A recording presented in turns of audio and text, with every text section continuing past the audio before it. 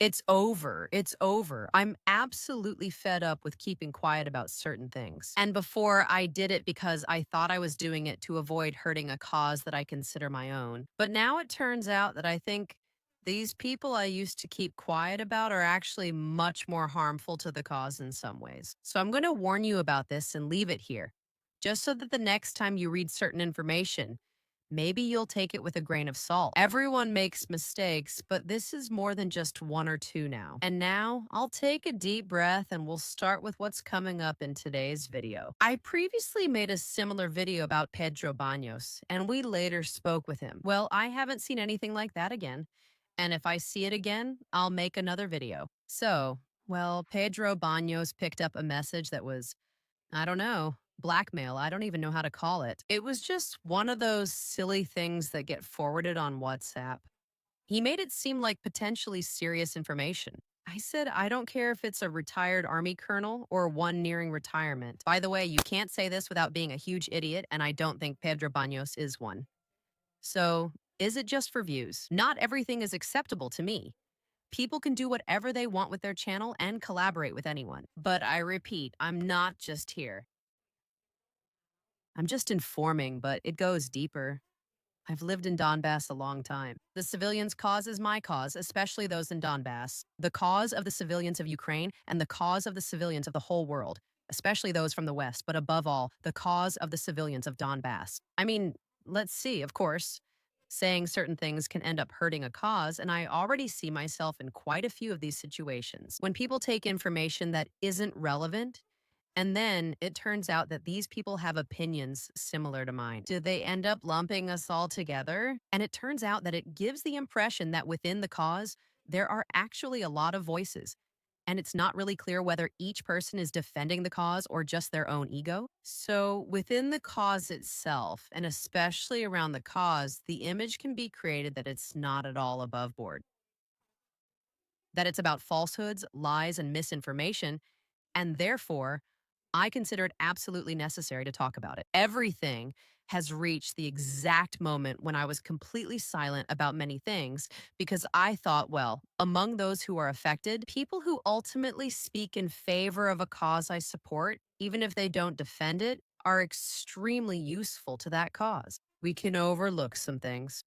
I remember at one point years ago when Rubén Gisbert and Pedro Baños talked about Vladimir Putin making an unprecedented announcement to the media, and Vladimir Putin was just going to speak. I mean, this is what always seems to happen. When Vladimir Putin is going to speak, it feels like the world is going to end. Those of us from Russia, especially originally, always say the same thing. You shouldn't expect much. Something might happen, but probably nothing will. So they talked about Russia joining with Belarus. Look, I grabbed the biggest thing to say, Aunt. You have to be quiet because, well, it's just one thing. It's fine. In the end, they are people who do a great job in other areas. There was another one, which I'll read later in this video, and I actually discussed it with Ruben himself because whatever ups and downs we may have had, this has nothing to do with any personal issue. Professionally, it leaves much to be desired and feels like a wake up call at a certain point. I already messaged her privately, and what I'm about to mention in the video happened a long time ago. I wasn't convinced at all by what she told me, but I thought, well, let's just let it go because it's not about turning this into a gossip show either. And those of you who follow me regularly know that the content I make is far from constantly picking on people. But when I see something, it does a lot more harm than good. Well, from here on out, I'm going to start talking about it because I feel like it, because I really want to. This is how I declare it publicly for the first time, writes Rubén Gisbert on his X account. The assistant to President Vladimir Putin, the carrier of the nuclear deterrence briefcase, was seen for the first time publicly and clearly boarding the presidential plane dedicated to Putin. NATO is provoking the worst situation in all of human history. That's right, the message is clear. NATO is provoking the worst situation in all of human history. And on top of that, with Rubin, which is what hurts me the most about all of this, we agree on the analysis, but why on earth does it have to be carried out? I don't even know how to describe something so crude anymore, but how could this possibly be the first time? How clueless do you have to be to think that the nuclear briefcase is just the same old check? But wait, because on top of that, the whole thing has always been much more complicated. It's going to appear for the first time when exactly all the presidents carry it. I even get tongue tied because honestly, I got really overwhelmed and I've been thinking about it a lot. Today's message, really. And I understand that there will be people who tell me, no, you have no reason because Rubén is doing it doesn't take away from the fact that he has done wonderful work in other areas. I'm going to discuss this too. When is Valencia? I personally wrote to him in private and supported him because I can understand that a person, actually, we're not discussing this later. I don't think Ruben misunderstood. We'll handle it now. One good thing and one bad. So, man, this is just unforgivable. But let's see. It's like if you want to tell me, like that video of Pedro Baños, that an army colonel, I'll say it again. I don't care if he's retired or not. And how many times can someone believe some nonsense that's forwarded on WhatsApp like the world is going to end? Tomorrow, Vladimir Putin will launch a nuclear attack. Excuse me, but how will that happen? For the first time with the nuclear briefcase, when all the leaders who have it, well, if they have nuclear capability, they do carry this briefcase, right? And actually, I've decided to do it, and you'll be able to see it on this channel. I'll make a specific video clarifying certain things about the Russian Federation. And of course, I'll announce it on Telegram. So if you don't follow me yet, follow me there because that's how I want to do it. I want to put some effort into it, so it's going to take some time. Anyway, of course, this one has received its community note on X.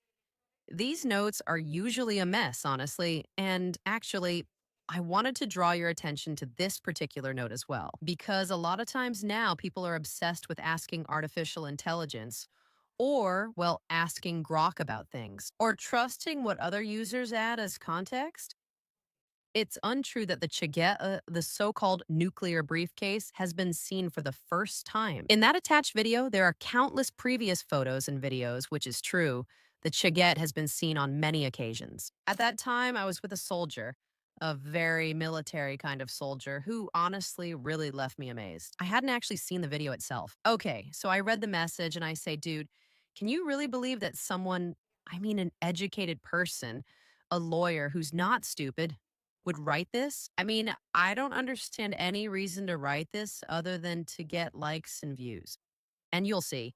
Why do I say this exactly? Because it's not the first time this has happened. I've dealt with it countless times until I finally said, look, I've had enough. It's not personal against Ruben. I just don't know. Just a heads up, yes, I can make mistakes too, but it's not about making mistakes. And it's not about taking advantage. Like those clickbait headlines or making one cover more eye catching than another because I completely understand the environment we're working in. And honestly, a lot of times people make clickbait headlines. I've made some myself. Well, basically, because if you don't, people won't come in to see the information. And if the goal is to share information, then that's just how it is. In this case, it's not about clicking anything. Ruben can explain that it's not exactly like that. But look, even if this was used as a hook for whatever reason, it's not exactly direct. First, that's false. Second, the issue remains unclear. So I'm with this soldier and I say, well, man, can you believe it? They're always with him, aren't they? That's normal. It's happened many times. And doesn't Vladimir Putin use it to send messages? People need to understand how Russia operates. Russia doesn't follow dates or encrypted messages. In this way, there could be a massive attack as a message, but showing the briefcase, really, no, right? Russia doesn't put its thing on the table like this because it's a very crude, very tacky way. It just doesn't happen that way.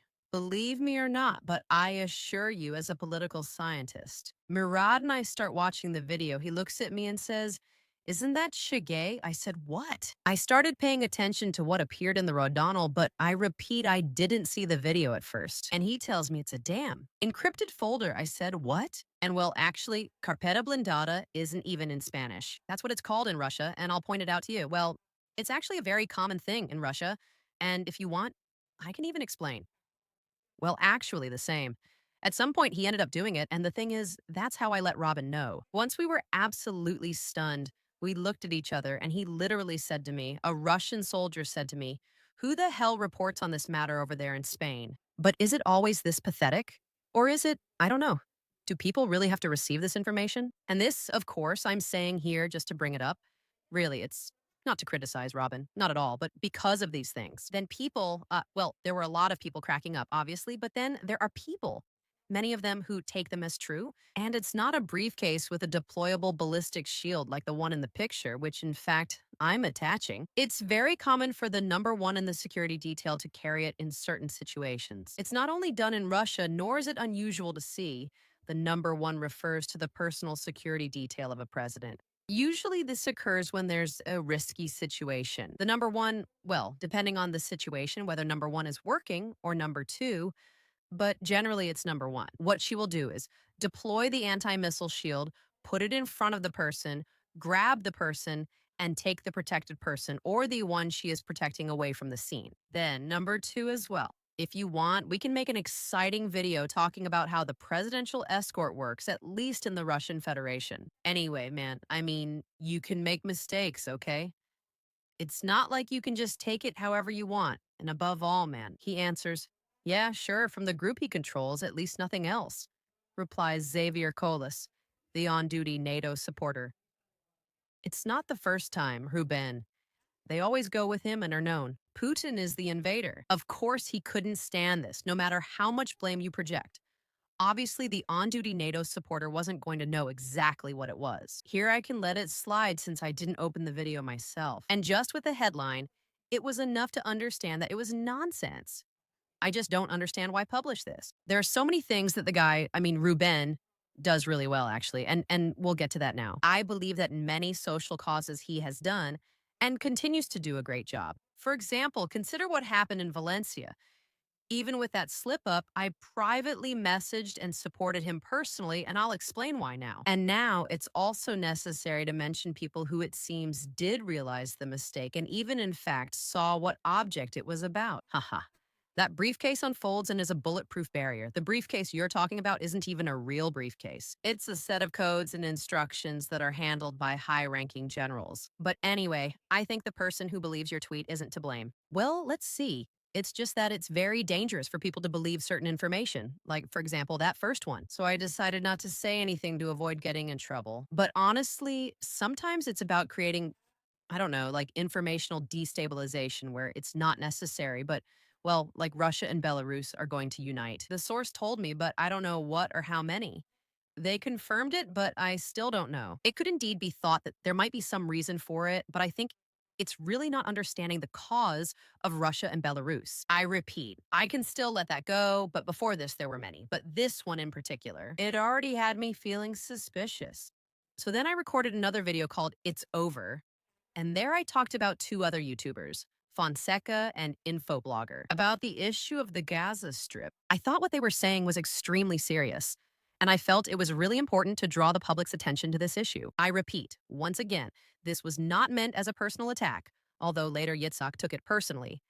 But well, that doesn't really matter to me. On September 22nd, Robin Gisbert posted this on his Telegram account. I know from our later conversation that it was from X, since he posted it there before deleting one and posting another. But I honestly don't understand what the damn need is. I don't understand the cause that I consider mine and that I think he might share as well. I don't know if it's his as well or not, but where? I saw him as a solid person, as someone useful. Because of the work he did. So sometimes I feel it's really necessary to talk about this. Attention, Ukraine attacks Moscow airport with drones during the departure of the participants of the World Youth Festival 2025.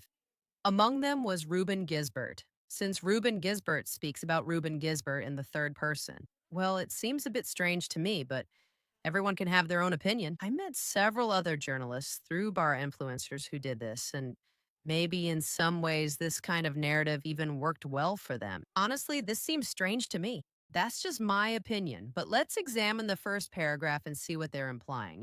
It's almost as if Ukraine attacked an airport just because Rubén Gisbert was there. Look at this. I remember that I was also with someone the day this happened, and we laughed as much as we could and even more. It was like, what the fuck? When did this happen? But wait, it gets better. A plane from the United Arab Emirates flew right over the skyscrapers of Moscow during a drone attack. 11 drones have already been shot down over the capital. Rubén Gisbert was flying through the United Arab Emirates. I understand. Madrid, United Arab Emirates, Spain, United Arab Emirates, United Arab Emirates, Moscow, and then he returned the same way. What happened is that this attack, which really made us laugh, actually happened a day earlier. And the plane that was flying kind of low flew low when Rubén Gisbert was still on the ground. Implying that it was his plane. Well, I don't know. It seemed like too much to me. Later, he clarified he didn't mean that, but was referring to the plane the British congressman was on. Look, let's be clear, that's a load of nonsense. That Ukraine would launch drones at a plane to bring it down. Just because there was a person on board who wasn't even Vladimir Putin, I don't know if you get what I mean. These things, honestly, I know that generally. Well, with the war crimes committed by Ukraine's side, you might think they're capable of anything. But the truth is, that's not always the case. Honestly, this is going too far, wasting drones for nothing. During the drone attack, 11 drones were shot down over the capital. He publishes this, I repeat, when the attack has already happened. It's already over. Everything has calmed down. Also, if you believe it, because I was there and here, I'm going to attach the link to the video. I was there exactly when a massive drone attack was happening over several regions of the Russian Federation. So we were at Kazan Airport, which was completely closed, and then I edited a video. Well, showing you what happens at an airport when there's a drone attack, whether it's right now at the moment or long after the drone attack. The airport is completely closed, completely blocked. That is, if Rubén Gisbert and his deputy had also been caught in the middle of a drone attack, they simply wouldn't have been able to take off. And the plane that was flying from Abu Dhabi, from the United Arab Emirates, that plane took off and everything. No, it's a nice story, but no. The plane could have flown at a very low altitude because of the drone attack. Yes, it could have flown. But the drone attack, in what? What? Ukraine? What did it want to shoot down? Good thing it didn't happen. Yes, I repeat. If Rubén Gisbert had stayed in an isolated airport, then you would have probably seen hours and hours of video. Or, well, at least one piece. As it was in my case, but in Robin's case, it probably would have been much bigger. So, how did I get stuck? And not only that, but in my case, honestly, I'm just going to say it straight. Imagine that I find myself at Kazan Airport, and I really was at Kazan Airport, with my husband and my little son, who wasn't even a year old at the time. We had a really hard time with little N at the airport. Everything was closed. We couldn't leave. We spent the whole night there in the early morning. By morning. We didn't know if we were going to be able to leave. We had to get to Moscow. Can you imagine? I recorded what it's like to experience a drone attack. Can you picture being in the middle of that? I mention it on my Telegram only after it's over, since there were problems with interference and coverage. But when I'm out, I say it. There was an attack at the Kazan airport where the journalist Liu Sivaya was present, as if implying that they were attacking Kazan because I was there. Come on, really? Look, we could have up to 4 million men. But the issue of the war in Ukraine isn't about that. And Ukraine, well, if they have you within shooting distance in Mariupol, where, I don't know, there's a sniper, and you're walking around the center of town, which honestly hasn't happened either. All right, and without a helmet, and even with a helmet, well, it could happen. But they would already have to have you tracked, really tracked, following you. No, and I mentioned Mariupol because they brought it up to me because I asked, is the city liberated? Will I leave without a helmet just because the civilians aren't wearing one? It was precisely when, on one hand, they told me, do you think that if the civilians had been able to wear helmets and bulletproof vests, they wouldn't have worn them? On one hand. On the other hand, we're going as journalists. And well, we could be an easy target regardless of who you are, but that's one thing. I never hinted at anything. Is it that I don't know or just don't know how to sell myself? But to me, these things seem very harmful. Because then we're all grouped together and sorry, but no. The capital of Russia has been under drone attack for several hours. Mayor Sobyanin reported the downing of the 11th drone. Several international experts critical of the Zelensky regime, including Rubén Gisbert, were leaving Moscow during the day. I know it was this publication, I understood. He deleted it from X but forgot to remove it from Telegram, so they posted it on X. About the Shige? You mean the nuclear briefcase? But then he changed the subject of his departure to the departure of a British member of parliament. Well, that was when I sent him the Telegram post, and I was like, what the fuck? Like, what is this? What's this about? And he told me no, that he had already rewritten this, which already gives you plenty of warnings, dude. You keep rewriting, but why? To change Rubén Gisbert now for a British member of parliament.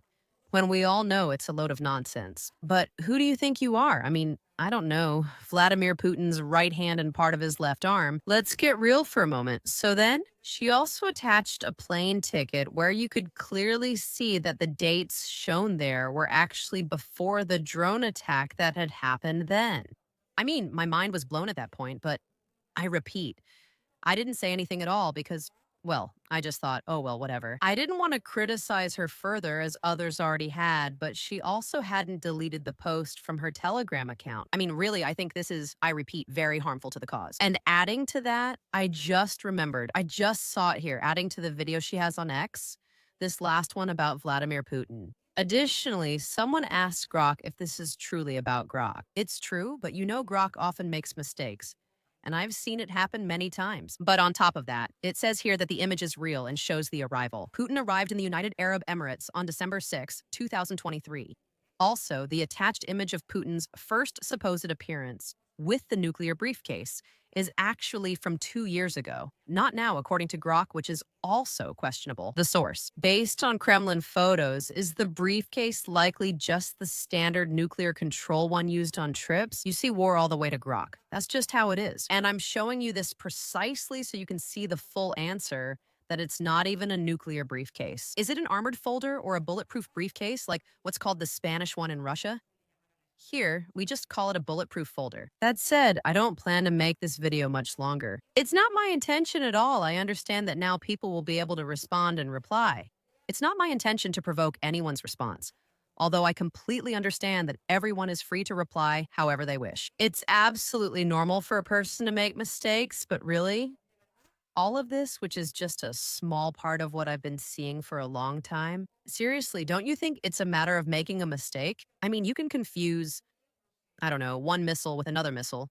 You can confuse one type of weapon with another type of weapon, one tank with another tank. It's normal, no matter how much we try to be geopolitical or military analysts. Even if, like me, we're talking to military personnel all day, at any given moment, you're there, and there are things that slip by you. That's one thing, but it's completely different to start insinuating things in certain categories and then taking these things to other kinds of publications, like the one we just saw about Vladimir Putin.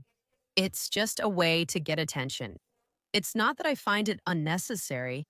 Everyone can have their opinion.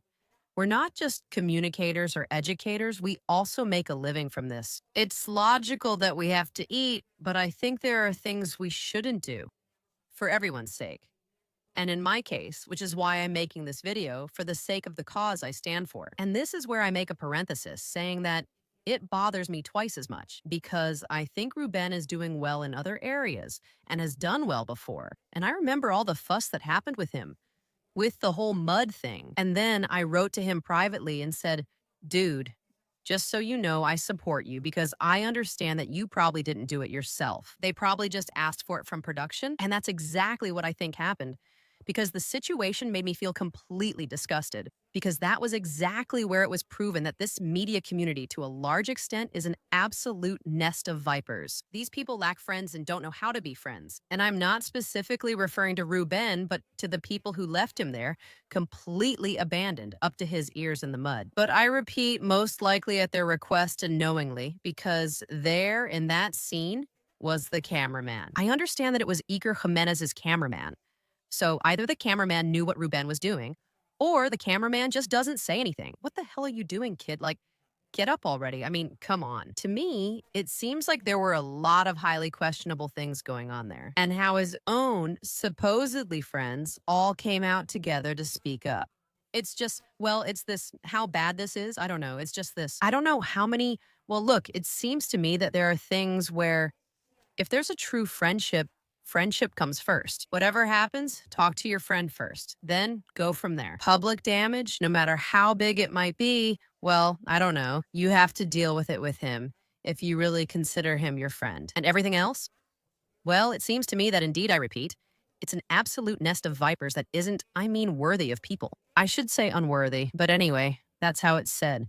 That they have no sense of loyalty, not even the slightest in this case. Well, I understand that you do much better on social media when you do collaborations, when you participate with other people, and so on. In moments like this, I reaffirmed myself. Let's go.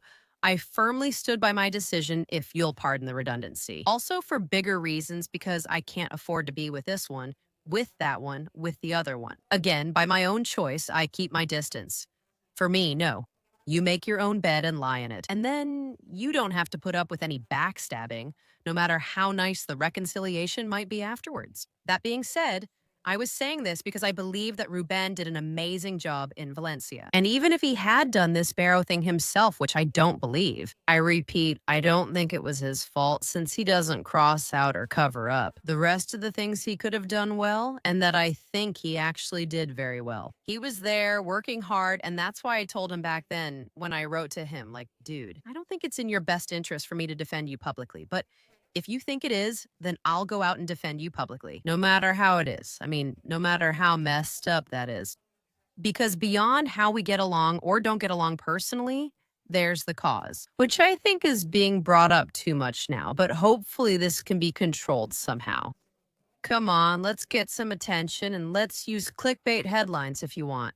But then these things need to be explained because if not, there are people who really don't understand what it's all about. And we're supposed to be here to inform. With this, we open a new chapter where, from time to time, if something doesn't seem quite right to me, in this free exercise of being completely fed up, I will indeed show up before you and say it because, well, that's what my channel is for. And this is a cause I defend and feel is under attack. So I simply act accordingly. That's the story.